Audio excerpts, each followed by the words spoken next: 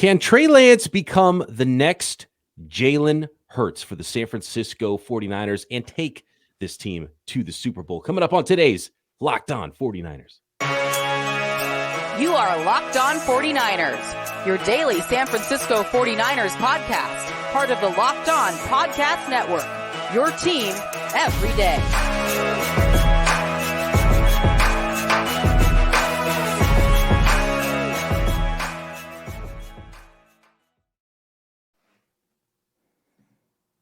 There's Brian Peacock and Eric Crocker with you at BD Peacock, at Eric_Crocker on Twitter. Thanks, everybody, for making Locked On 49ers your first listen here on the Locked On Podcast Network, your team every day. Today's episode is brought to you by FanDuel.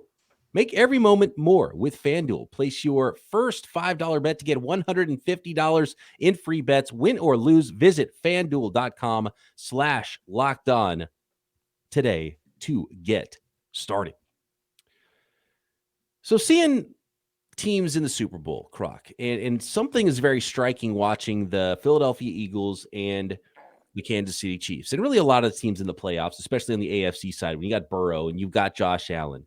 And as good as Brock Purdy was, Brock Purdy is so different than all of those guys, just physically and what he's able to do. And you see some of the amazing, just singular plays with pure athletic ability and arm and pure physical talent, with someone like Jalen Hurts making plays in the Super Bowl, with Patrick Mahomes making plays in the Super Bowl. And we've talked before on this about how the impending quarterback competition between Brock Purdy, if he's able to actually compete and be ready for some part of training camp after his elbow surgery coming up next week, and with Trey Lance. And we know that the ceiling is higher with Trey Lance, but he's got more work to do.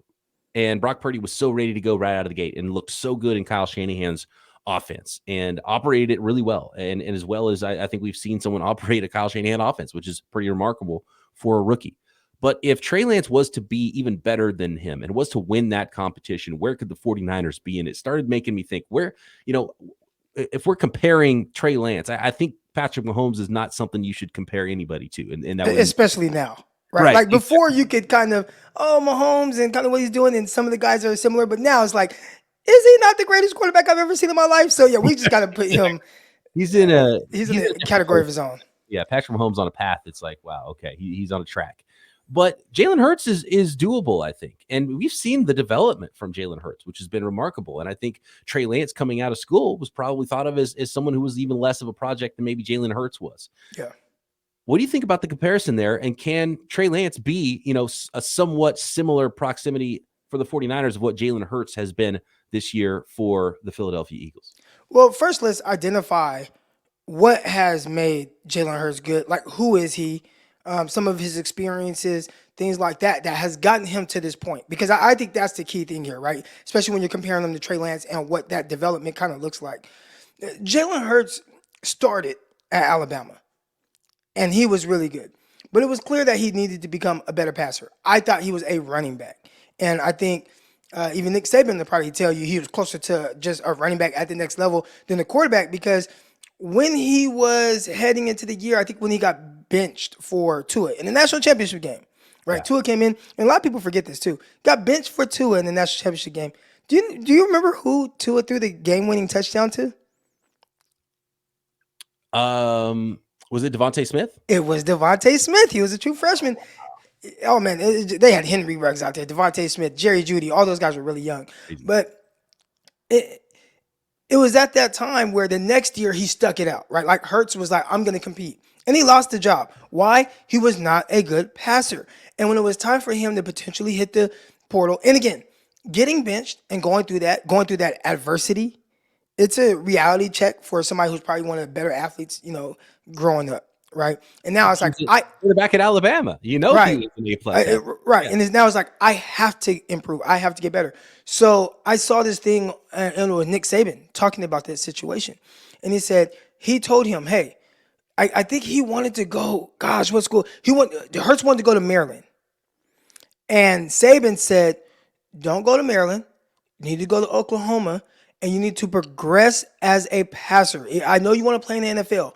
You have to get better throwing the ball. So we're talking about someone who played multiple years at Alabama, eventually was benched, ended up, having to go through that adversity, then goes to Oklahoma, and starts to really kind of progress in the offense with some weapons and obviously a coach with Lincoln Riley that can better prepare him for the next level as a passer because he wasn't great at it.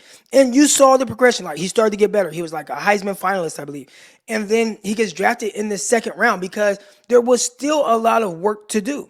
And I would even say right now, their offense that they've built around him, because again, he's not a guy that started his rookie year. He ended up starting kind of late in the year. He got benched for Nate Sudfeld in the game, where a lot of people think, oh, he got benched for Nate Sudfeld because, they were tanking. Like, no, he was playing terrible.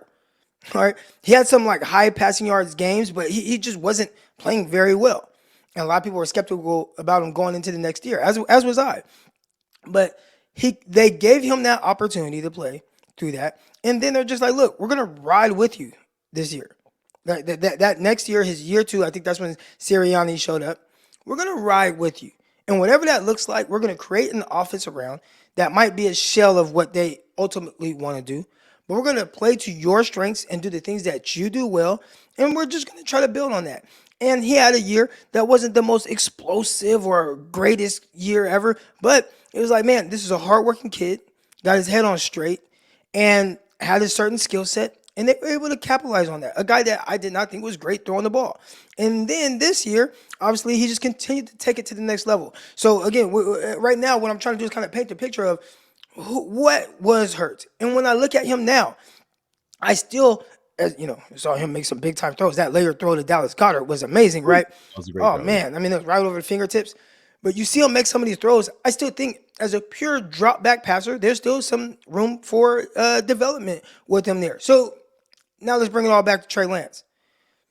Way different scenario. Played 1 year as opposed to 4 years in college. Did not play at Alabama. Did not play at Oklahoma under Lincoln Riley. Right? Play at North Dakota State. And a lot of the things that kind of prepared Hurts for this moment, and the team kind of really believing in him, Trey never really had that. And that's the issue. And you and I, and I'm getting long-winded here, sorry folks, but you and I had someone comment on Twitter and was talking about, well, you guys said this about Mahomes, but then said this about Trey Lance in the same sentence. And it's like, well, you're right, but these are totally different situations. And we talked about it. What Trey Lance needed was to start year 1 and just say, just go, right? So just go. Mm-hmm. And get the experience, play, whatever that look, go through your ups and downs. And when they did not take the opportunity to do that, which I get it, Kyle Shanahan had 1 winning season in 4 years at that time. You probably got to go more with the guy that's just more ready to win games right now. But as far as the development for Trey Lance, I think that was the thing that hurt him the most, because of what he needed, he was not able to get. And now it's like, you got to be so good right now.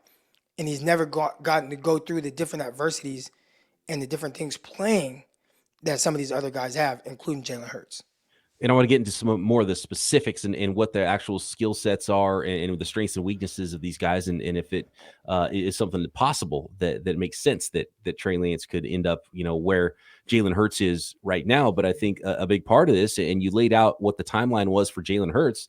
And, a lot of people might be saying, okay, well, now Trey Lance needs to do what Jalen Hurts did and, going from year 2 to year 3.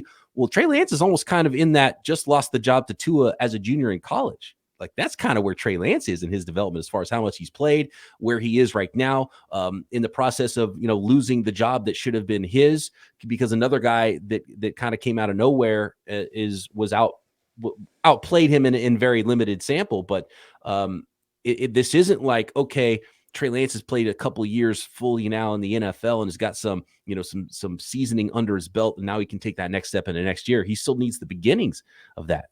And so, as far as like development curve and where Trey Lance is at, he's almost rookie still as far as how much he's played, even though he's had some more mental reps and he's been around the team for a couple of years and gone through at least one full offseason as the starter last year. And he'll have an opportunity to do more of that now. Just the game reps and the experience. He's had a little difficulty off the field now, but now it's game reps and experience. So I don't even know if this would be the year to expect that Jalen Hurts like explosion from him. That would kind of be after he plays a year, then the next year after he's played a full year, then the second year of his full playing time would be the time to expect it. I don't know if he has that much time. Well, he doesn't. I think this was the year where Kyle was like, "Hey, let's be patient with him," and then he got hurt. Right. Yeah. That last And year was the year for him to struggle, and he was right. supposed to hit the ground running in 2023. And I think the expectation is still going to be, even though he didn't have the opportunity to struggle, to hit the ground running in 2023, which is unfair, but that's where we're at. And that's where, and when we say unfair, but from a business standpoint, because that's what the NFL is, it's a business.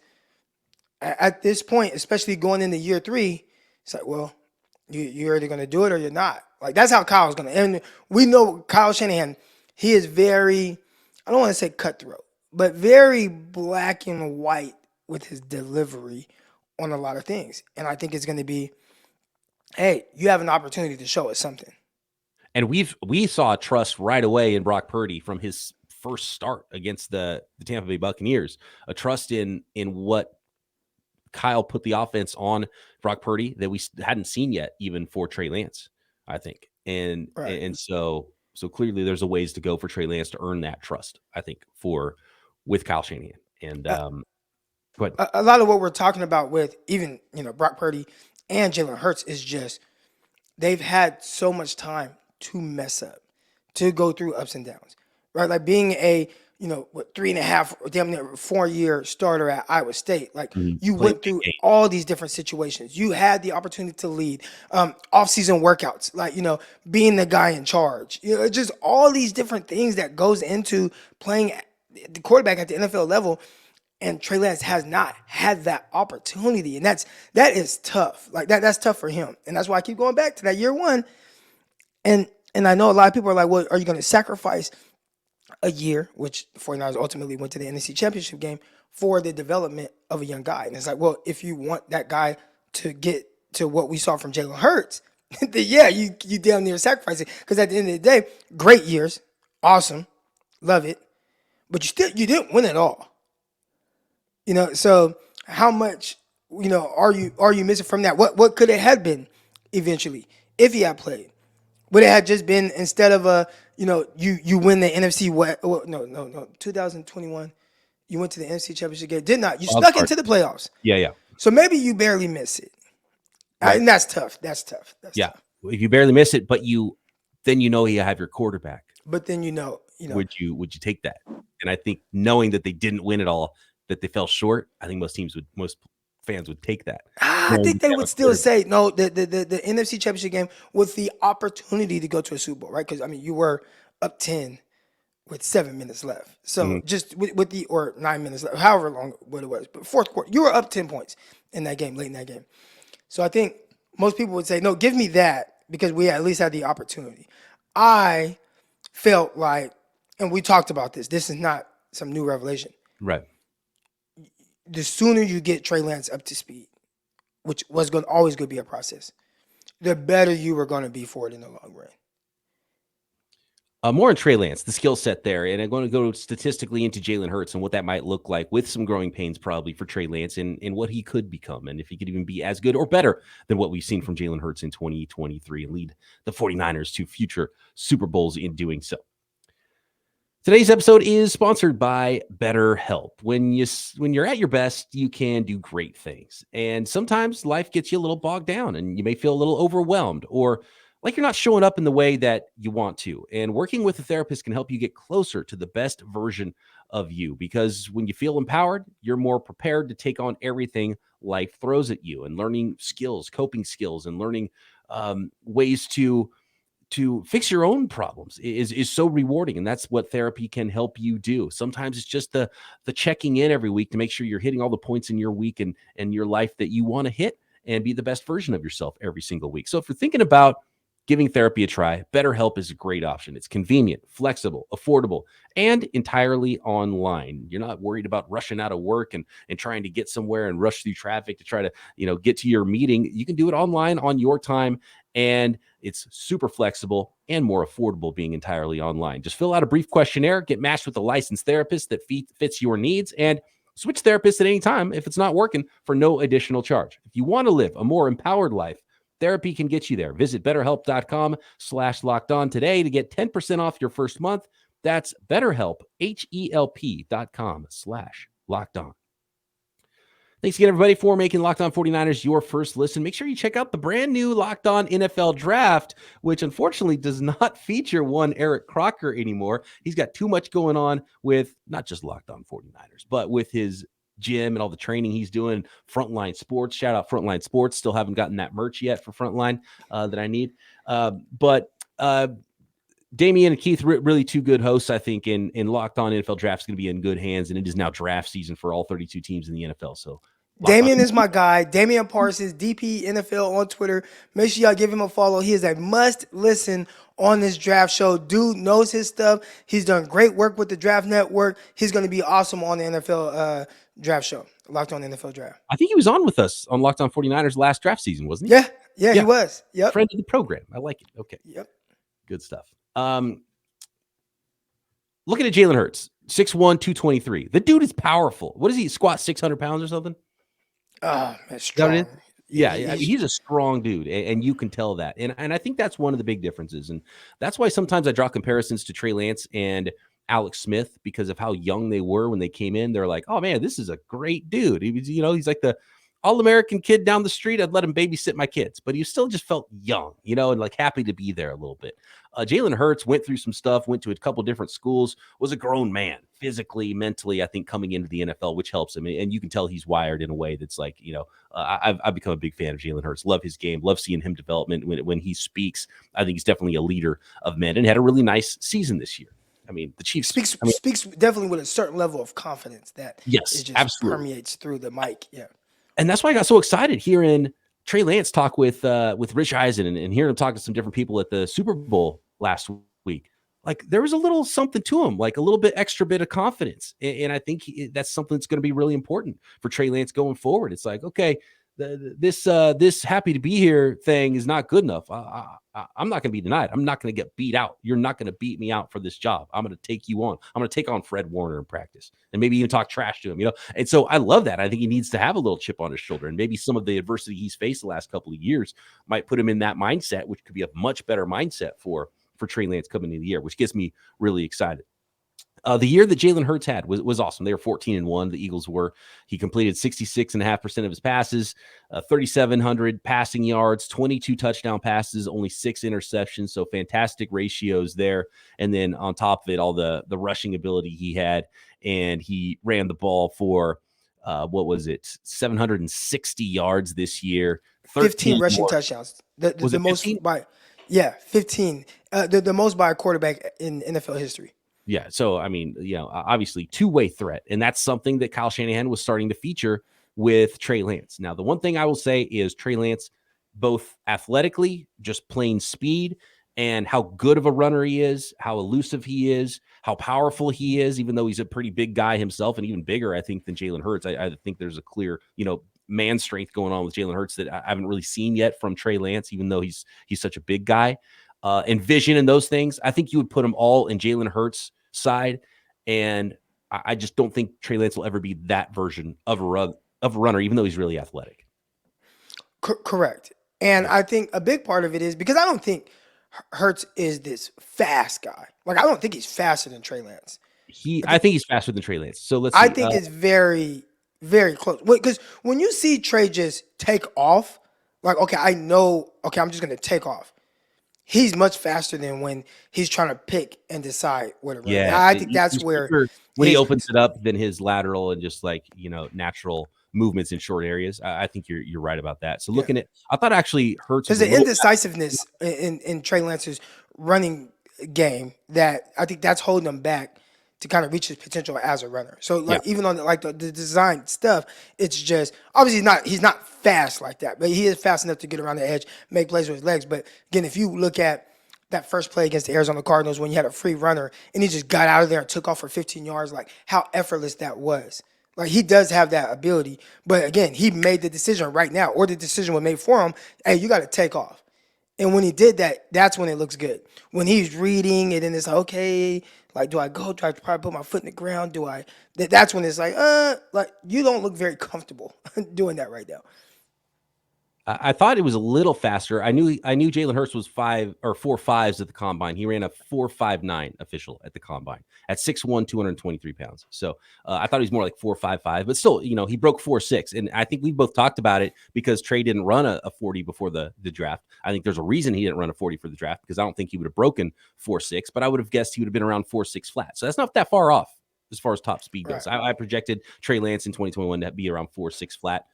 Like 4.62. I could see him like 4.62. Right. If you said Trey Lance ran a 4.62 at the combine, I'd be I think like, he's faster than 4.7, but he's not 4.5. So somewhere in the 4.6s somewhere. What was Deshaun Watson's 40?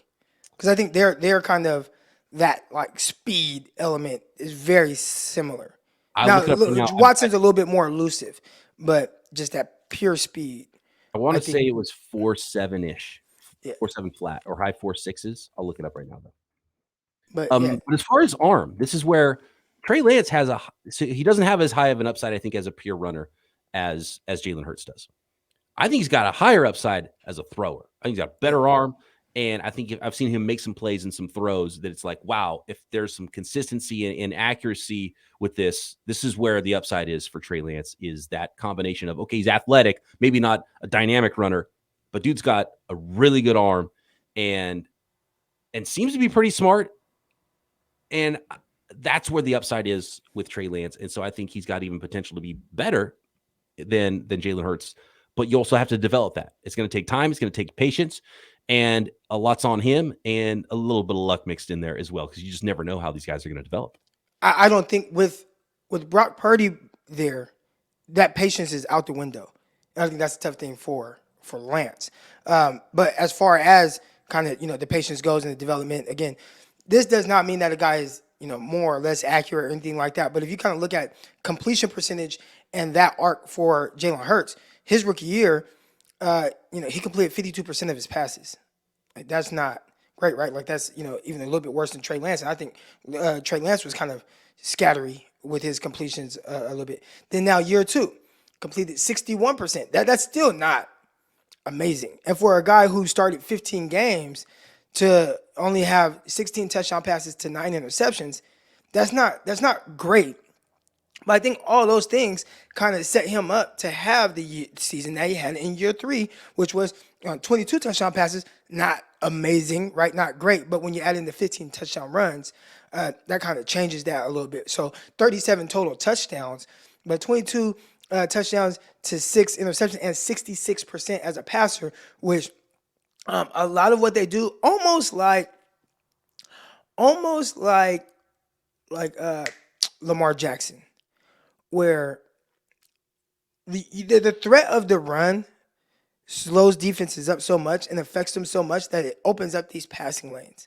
And it slows down the pass rush because you have to rush with a plan and rush with contain rather than just getting after a guy. We saw that too. Guys taking bad angles, running right upfield. And it's like, well, thank you very much. Now it's wide open. See you later. I'm taking off. Well, if you look at Nick Bosa, and again, everybody's talking about how, Lane Johnson, he just handled Nick Bosa. First of all, Nick Bosa was kind of hurt. He got a cleat that went like 3 inches into his leg. But even aside from that, it's like anybody that watched the game, it's like, well, look how they're trying to rush. Like, they're not even trying to rush upfield. It's kind of like a okay, let's get right here to where we're even with him, and then kind of he could throw from the pocket, but let's see if, okay, what does he do? And it wasn't the Nick Bosa that's just, pin my ears back, get to the quarterback. So, the RPOs and the options that they have off of that with the, just the windows it creates. And I think that's what has definitely helped with his increase in completion percentage. He's throwing to guys that are kind of open because, one, again, you got time. People don't know exactly how to rush you, and the windows are just there, and that helped like Tua as well. I think that really helped Tua with the RPO game, and it's just, hey, I can hand off to this guy. I can wait. Okay, that linebacker's tapped there. Boom, let me get out of my hands and throw it. And I don't know if 49ers can implicate something like that. That's just not Kyle's. That's a whole different thing we can kind of get into, but that's not Kyle's offense. So, maybe you can incorporate something like that, and it would help that transition for your young quarterback. But Kyle's is more based on timing and precision. And that's not what Hurts is. No. And right now, it looks like that's not quite what Lance is either.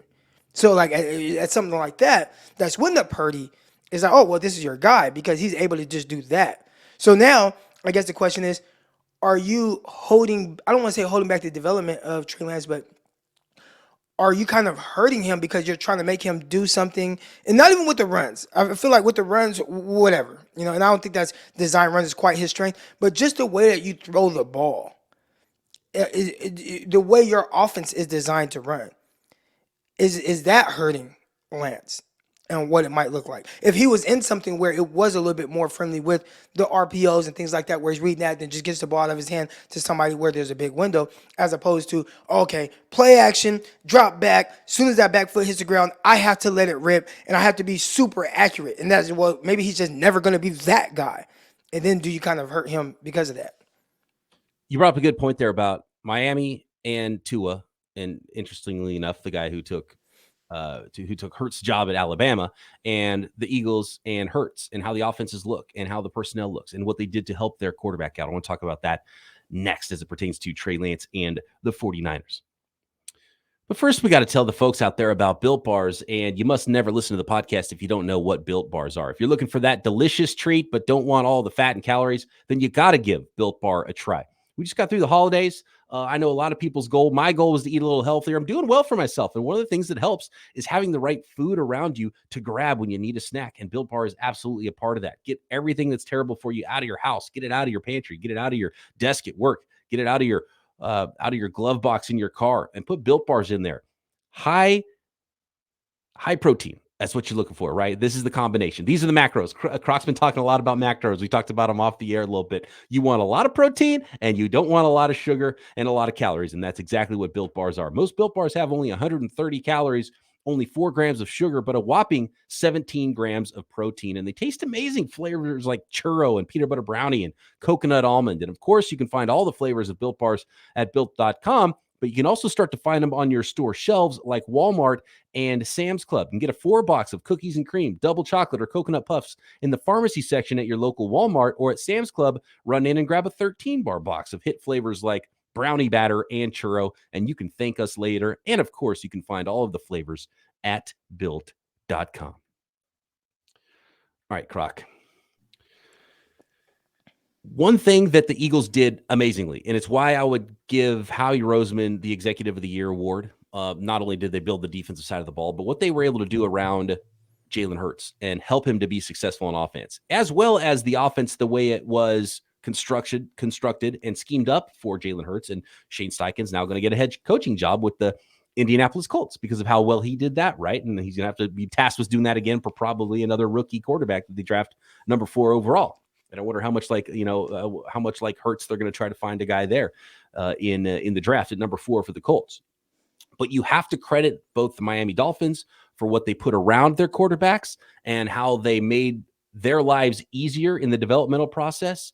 I think that was huge. And the 49ers have a ton of weapons now for Trey Lance at their disposal, right? And now it's up to Kyle Shanahan to make him comfortable in the offense and put together an offense that Trey Lance can flourish in if he's indeed going to be the guy.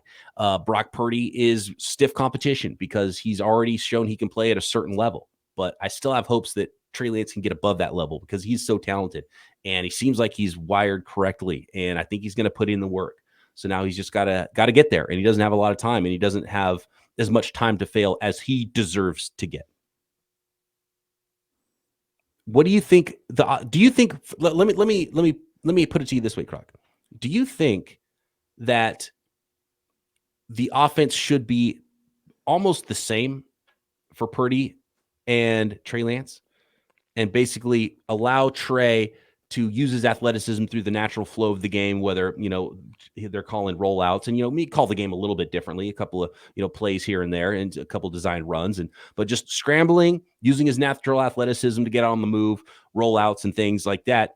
Do you think that he should be able to, and do you think Kyle should expect, and do you think it's the best plan of action anyway to just put in the same offense and these dudes are running, calling the same exact plays and letting their ability take them the rest of the way? No, I don't think that Trey should be in an offense that is so predicated on that timing and rhythm to a T. I mean, just the details of it, and we hear some of the guys talk about it. And Kyle will tell you, the offense makes the quarterback doesn't make the offense, right? And because of that, it's like you have to fit into the scheme. And if you do, it could work at a high level. Again, we saw Brock Purdy. But if you want Lance to be maybe the best version of himself, I think you have to go in a slightly different direction. And not saying it has to be like this gimmicky offense, but maybe something that isn't predicated on him. Like if he's a tick slow, it's like it's done. It ruins it, right? And we saw what it looked like with Purdy, who was a tick slow. Now he's having elbow surgery because he got clocked coming off the edge when the ball should have probably come out a little bit sooner. And he put it all on Purdy, right? And that's where.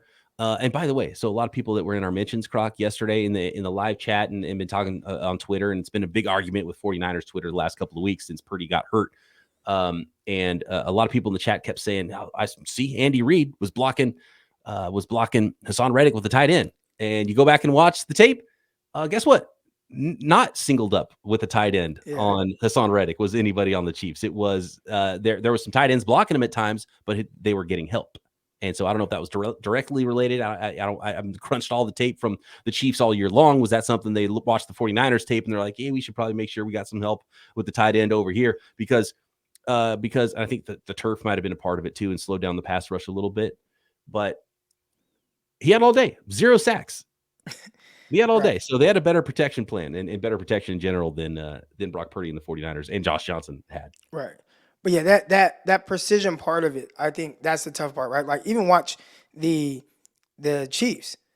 I don't think that their offense, which I think is something that if you ask Andy Reid, like, you look at some of his quarterbacks in the past, maybe it is super timing and rhythm. I mean, look, first of all, everybody wants to play in timing and rhythm.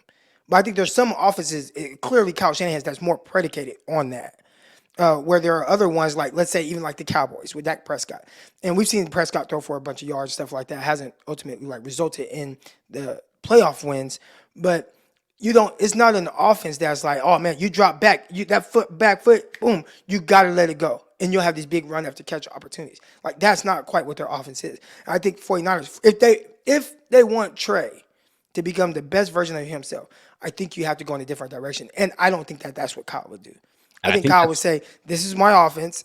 We'll do this. The only change is in the run game and how the quarterback utilizing the run game. Yeah, we'll do our different stuff. But as far as passing game goes and the concepts off of that, I think it's a little bit more like, hey, these are the plays. Because, when I watch Trey Lance, it's some of the same stuff with Jimmy Garoppolo. Now, they see the field differently, so Trey might throw to a different area, right? But it's a lot of the same concepts. Same with Brock Purdy. And again, I think he needs to be in something that's a little bit more not predicated so much on that timing and precision and more so, oh man, I drop back. I'm Jalen Hurts. I drop back. Let me just hit Devontae Smith on this crosser as I wait on everything else because it's so wide open. He's running wide open. Oh, yay, here you go. It's just this free-flowing offense that doesn't require as much. And you see Hurts do it very well. And if you do it well, it looks good. But Kyle, I don't think that's not how he rocks. So yeah, and to add on to that, I would say not that Trey won't get there, but from week 1, 2023, to expect him to be on point timing precision with what Kyle wants in his offense, probably not realistic. But build on it, right? I actually don't think that's his game. Because he gets the ball out quicker. I think it's probably one of the reasons why Justin Fields wasn't one of the final 2 that Kyle wanted. In the 2021 draft because of the time to throw stuff and how he plays, right? Russell Wilson probably wouldn't be the right style of quarterback for a Kyle Shanahan offense. But I think Trey, why they took Trey is because they thought he could get there, and I still think he could get there. And I just think you have to slowly build it rather than expect the timing and precision to be on point right now. Let him build on that. And then you build on it with your offense throughout the year. The more comfortable he gets, the more timing based it can get. And by, 2025, maybe he's on it timing and like he's anticipating everything because we've seen some really good anticipatory throws from Trey Lance at times. So it's in there, right? I just think he needs more times and more reps in the offense to eventually get there. But to expect it right now is probably unrealistic. And to get the best version of Trey now, I think I agree with you, but I think you can build on that and it can become that timing based thing with Trey. It just might take a little bit longer. I think he can have the timing. It's the precision. I don't think he's a precise thrower of football as I don't think that Hurts is either. Right. Yeah. That's why I kind of like the comp a little bit. Yeah. But so it's like, well, how do you become a 66 completion percentage guy? Again, completion percentage does not mean accuracy, but how do you become that? It's how do you go from, because I mean, look, from year one where he limited starts, I think he started 4 games or whatever it is, he completed 52% of his passes. So how do you go from 52% in year one to 66%? Not because he just became way more accurate. It's just like, okay, I can throw to this guy. Trey can do that. And listen, I've seen him be accurate. I just don't think he's a precise, like he's not, you'll never mistake him for Drew Brees. You'll never mistake him for, some of these other guys are just going to be a little bit more precise with the timing and stuff. But he can throw to guys. Like, he can throw to guys. He can hit guys. He can throw all over the field. And that's why I see from Hurts as well. Like, he's not the most, again, had that layer throw. Awesome. But, I mean, we could do the same thing with Trey Lance, right? Okay, Trey had this layer throw in Chicago where he had some of these throws. But it's just hitting guys that are open. I think the 49ers offense is just a little bit more difficult. And it requires more of a Drew Brees. As Kyle said, I want Drew Brees with Lamar Jackson's legs. It requires more of a Drew Brees than a Dak Prescott, a Jalen Hurts, a Trey Lance. I just named all these black quarterbacks, but you guys get wrong. It's unfortunate for Trey Lance that when Kyle Shanahan's looking for a quarterback, he's looking for someone that throws like Drew Brees and runs like Lamar Jackson. And then he got the next Drew Brees in Brock Purdy in the 7th round. Right. And most guys that run like Lamar Jackson don't throw like Drew Brees. Right. Yes. Like even Deshaun Watson. Like Deshaun Watson, if you really watch him, he's not a Drew Brees style. He's closer to the other guys just with how he plays. Mm-hmm. And probably the offense that he would kind of need to play in. And, that's just what his game is. By the way, Brock Purdy met Drew Brees at the Super Bowl. There was a photo of them together, and I was surprised how much bigger Brock Purdy looked than Drew Brees. And Drew Brees, I think, was like 6 feet exactly at the combine, and Brock Purdy is like just under 6'1", I think. So there's not that big of a difference. I think Purdy is a shade under 6'2", I thought. Oh, maybe he's 6'1.5". I thought he was 6 feet and a half. Maybe he was 6'1.5". Yeah, I think he's like 6'1.5". Is he that big? I thought I don't know. Anyway, but he looks significantly bigger. Might have been camera tricks and where they were standing or something, but he looked bigger than Drew Brees. But I saw Zach Wilson at the airport the other day in Vegas, and I'm walking by him, and you could miss him, right? Like nobody noticed him unless it just wasn't him. But I don't think I'm usually not off. Did he have a big cartoon head? I think he did have the big cartoon head. So I'm looking at him, and you look at somebody, you're just walking, I'm walking, I'm by myself, he's by himself, and I look, and I'm like, I'm just walking, I'm like, that's Zach Wilson. And right away, as I'm 6'1". That's what I say, right? Anybody that sees me in person is like, oh, Croc 6'1". Wait, are you shrinking? Because you were like 6'2" at one point. Listed at 6'2". Nothing. Okay. But 6'1". Oh, you're not even 6'1". Right. That's what I'm hearing. But you look at him, and his 6'2" or whatever he is looks different than my 6'1". He looked taller in person, and he looked like 2 inches taller than me.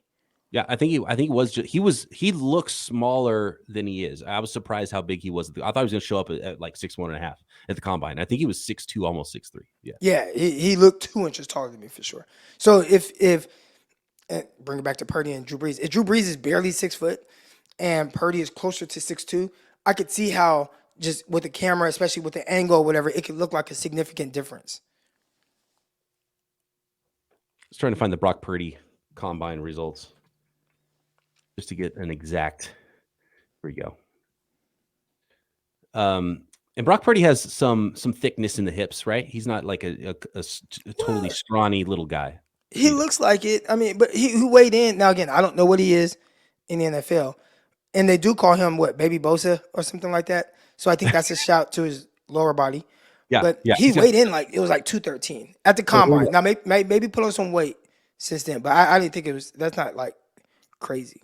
Brock Purdy was 6 feet and 5/8. Okay. Or no, 6 feet and 3/4 and 212 pounds. So he's like my height. Yeah. And but 212 is pretty big on that frame. Yeah.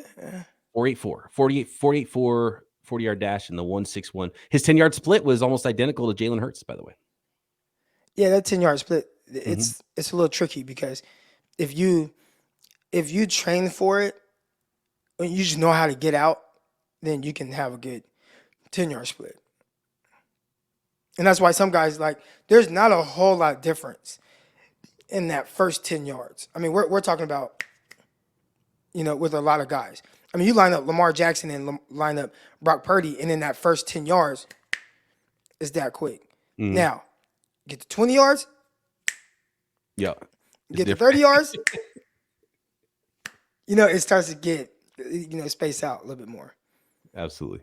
All right. Thanks, everybody, for making Locked On 49ers your first listen. Back tomorrow with another Winky Wednesday podcast.